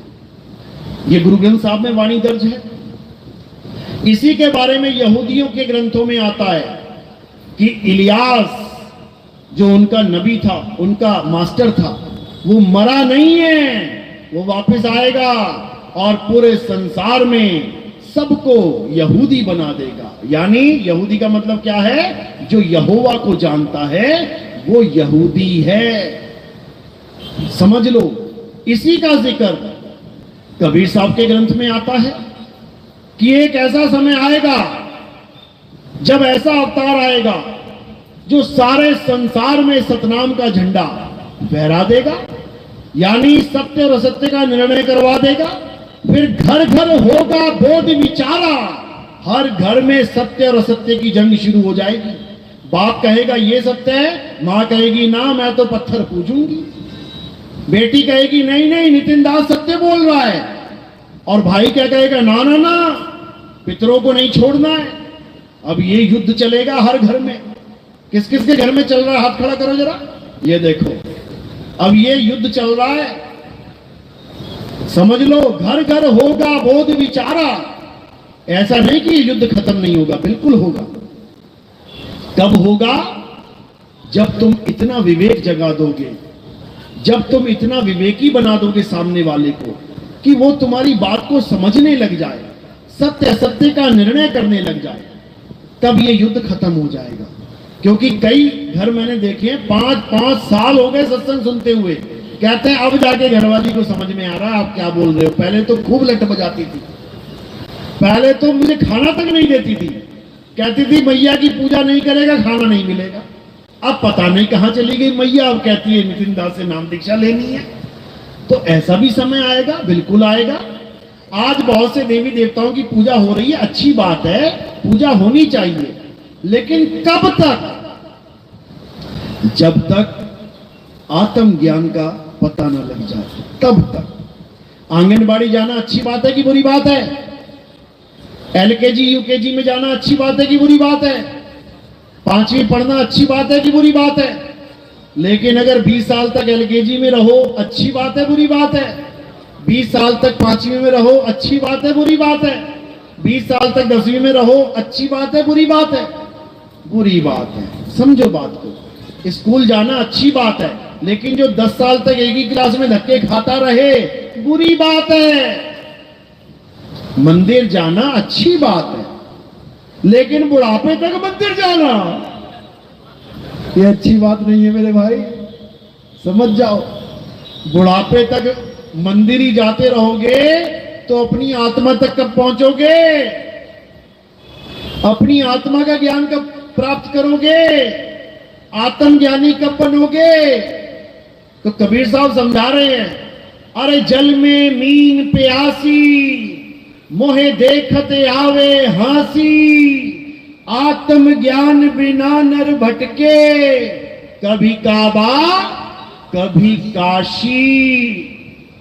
कहते हैं अगर तुम्हें आत्मज्ञान प्राप्त नहीं हुआ तो बुढ़ापे तक कभी काबा और कभी काशी भटकते रहोगे मेरे भाई। इसलिए अब आत्मज्ञान प्राप्त करो। अरे जब लग ना चीनोगे आत्म, तब लग ना मिली है परमात्म।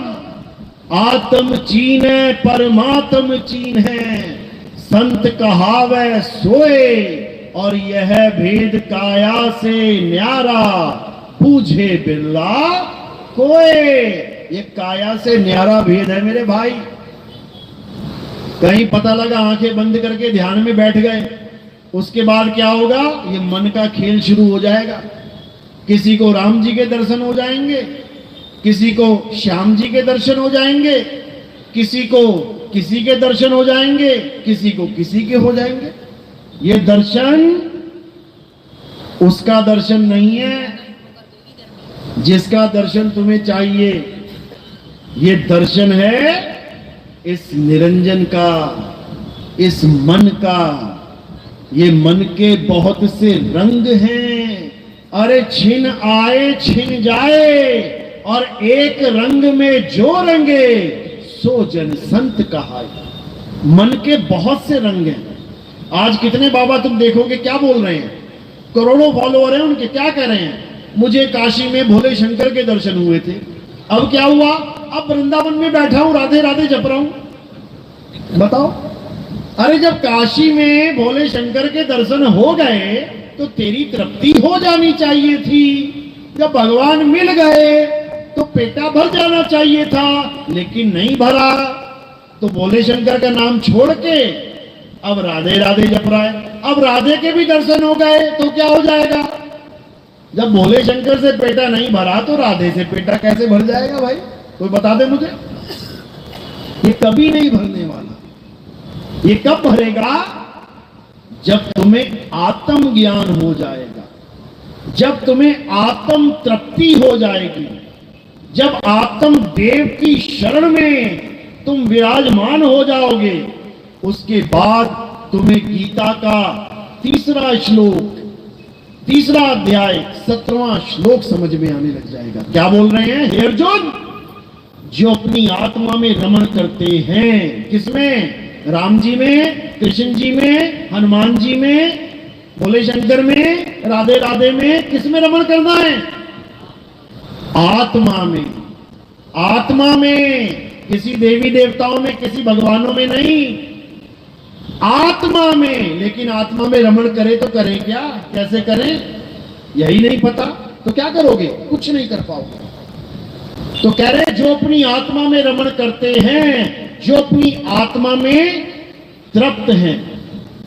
तृप्त मतलब संतुष्ट। जैसे बाबा भोले शंकर के दर्शन करके भी संतुष्ट नहीं हो पाया, तभी तो कहीं और चला गया, और वहां दर्शन हो जाएंगे, वहां नहीं हो पाएगा, फिर कहीं और चला जाएगा।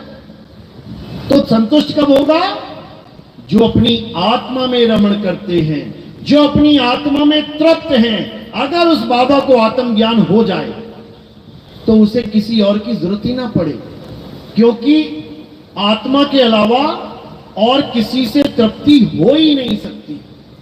तो कह रहे हैं जो अपनी आत्मा में रमण करते हैं, जो अपनी आत्मा में तृप्त हैं, जो अपनी आत्मा में संतुष्ट हैं। संतुष्ट मतलब जिसे कुछ नहीं चाहिए, कुछ नहीं चाहिए। और जिसे अभी कुछ चाहिए, इसका मतलब वो संतुष्ट नहीं है। बिल्कुल सिंपल डेफिनेशन। तुम पेट भर के खाना खा लो, सांस भी ना आए, इतना सांस भी ना आए, तुम्हें एक घूंट पानी भी नहीं पी सकते, और तुम्हें गुलाब जामुन बहुत पसंद है, 1 किलो गुलाब जामुन रख दिए जाए तुम्हारे सामने, कहें खाओ इसे, भले तुम्हें पसंद है, लेकिन एक पीस नहीं खाओगे तुम। क्यों? क्योंकि तुम्हारी तृप्ति हो चुकी है, तुम संतुष्ट हो गए हो, अब और तुम्हें कुछ नहीं चाहिए। और अगर अभी कुछ चाहिए तो इसका मतलब संतुष्टि नहीं हुई है। बस सिंपल सी डेफिनेशन है। जिसके समझ में आ गई उसका कल्याण हो जाएगा, जिसके समझ में नहीं आई वो धक्के खाने के लिए तैयार रहे, क्योंकि रास्ता केवल एक है, दो नहीं है। रास्ता केवल एक है, और वो रास्ता है आत्म ज्ञान का रास्ता। वो ऐसा रास्ता नहीं है कि मेरा बाबा ये है, तेरा बाबा वो है, उसका बाबा वो है। अरे हम सबका बाबा एक है, हम सबका मालिक एक है। उस एक मालिक को जानना ही सत्य सनातन धर्म है। लेकिन दुख के साथ कहना पड़ता है, जिसे हम सत्य सनातन धर्म कहते हैं, उसी के सबसे ज्यादा मालिक बने बैठे हैं। मुसलमानों के अल्लाह कितने हैं? एक। ईसाइयों के गॉड कितने हैं? एक। सिखों के वाहिगुरु कितने हैं? एक। और हमारे हिंदू के भगवान कितने हैं? गिनते गिनते थक जाओगे। बताओ, गिनते गिनते थक जाओगे। यानी जो धर्म ये सिखाता है कि परमेश्वर एक है, उसी के ठेकेदारों ने अनेक बना के बैठा दिए। बताओ, कमाल कर दी। और फिर कहते नहीं, भगवान एक है, रूप अनेक है। बताओ, भगवान एक के रूप अनेक कैसे होंगे? कोई ये बता दो पहले। रूप अनेक किसके होते हैं? माया के। माया के रूप अनेक होते हैं, भगवान के रूप अनेक कैसे हो जाएंगे? वो एक है, वो अनेक नहीं है। अनेक तो बर्तन है। कबीर कुआं एक है, कबीर कुआं एक है, पानी भरे अनेक, बर्तन सबके न्यारे न्यारे, पानी सब में एक। और तुम बर्तनों को पानी समझ बैठो तो तुमसे बड़ा मूर्ख कोई नहीं है कि तुम भगवान को अनेक समझ बैठो कि वो एक हैं, अनेक हैं। वो एक ही है, अनेक तो जीव हुए बैठे हैं। ये देखो कितने अनेक हैं। परमात्मा एक है, जीव अनेक हैं। उस एक परमात्मा को जानो, सबका काम बन जाएगा।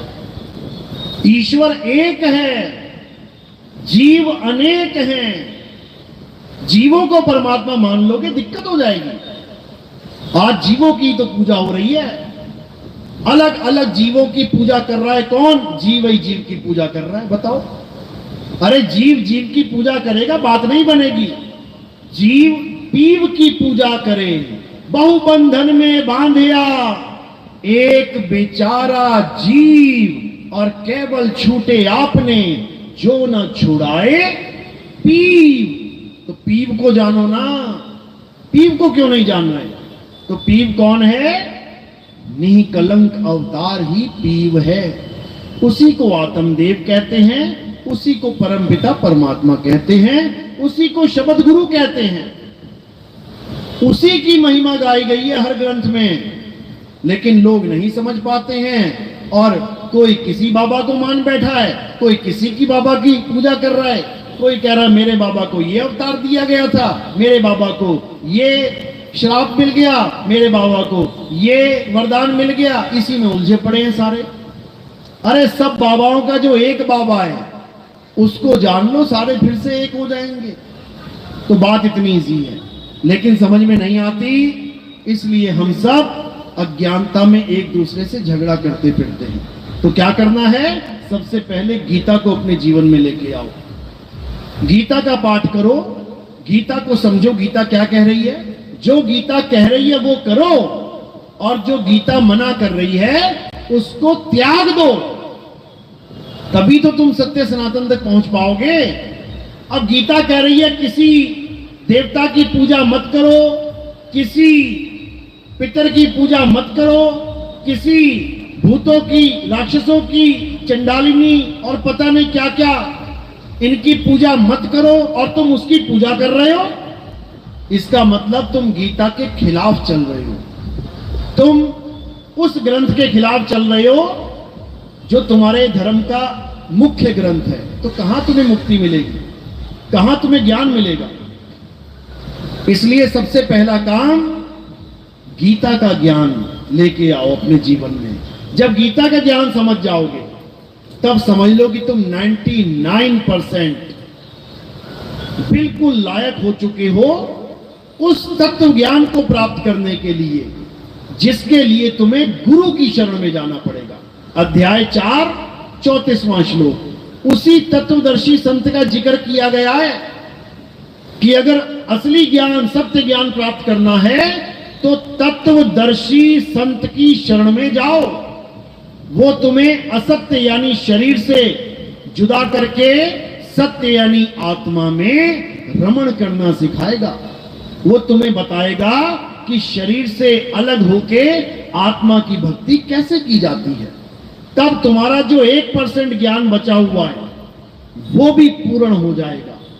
तब तुम पूर्ण सत्संगी बनोगे, और वो ज्ञान केवल और केवल गुरु के द्वारा प्राप्त होता है। वो किसी मंदिर में जाके प्राप्त नहीं होता, वो किसी ग्रंथ को पढ़ के प्राप्त नहीं होता, वो गुरु के द्वारा भेद समझा के, भक्ति का भेद बता के, भक्ति विधि समझा के प्राप्ति तक की जानकारी देता है गुरु, कि क्या प्राप्त हो रहा है, सही या गलत, उस तक की जानकारी देता है गुरु। तब जाके कल्याण होता है, नहीं तो नहीं होता है, नहीं तो 84 के धक्के होते हैं। बात समझ में आ रही है? किस किस के आ रही है? हाथ खड़ा करो जरा। बहुत अच्छी बात है, क्योंकि यहां तो 100% वाले ही बैठे हैं। कोई ऐसा है जो पहली बार आया है? वो हाथ खड़ा करो जरा। पहली बार, अच्छी बात है, पहली बार वाले भी हैं। तो ये ज्ञान निष्पक्ष ज्ञान है, ये ज्ञान पक्षपात वाला ज्ञान नहीं है कि मैं 20 साल से इसकी पूजा कर रहा हूं, मैं कैसे छोड़ दूं, मैं 50 साल से इनकी पूजा कर रहा हूं, मैं कैसे छोड़ दूं। ये सत्य और असत्य का ज्ञान है। असत्य को त्यागना है, सत्य को धारण करना है। और अगर तुम ये ना कर पाए तो तुम्हारे जीवन का कोई मकसद नहीं है।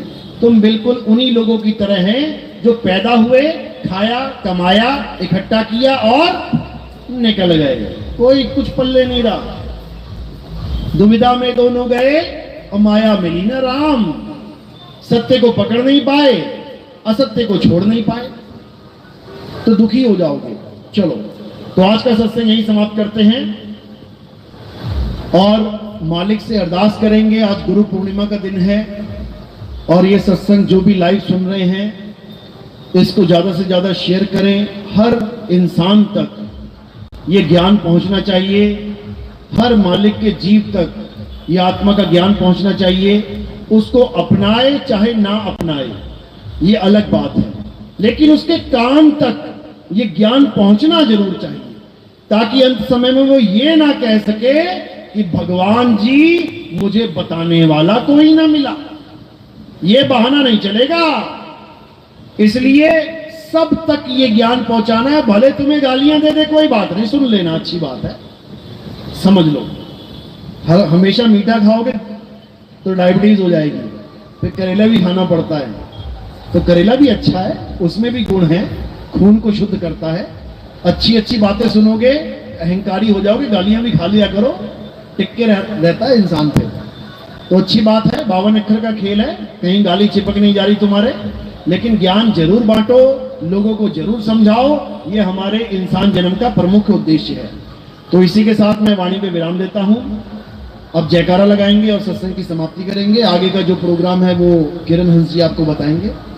बोलिए परमपिता परमात्मा की, सदगुरु बंदी छोड़ कबीर साहेब की, सभी संतों की, सभी भक्तों की, आज के आनंद की, सकल हंस को बंदगी, साहेब बंदगी। सतनाम, जय सतनाम।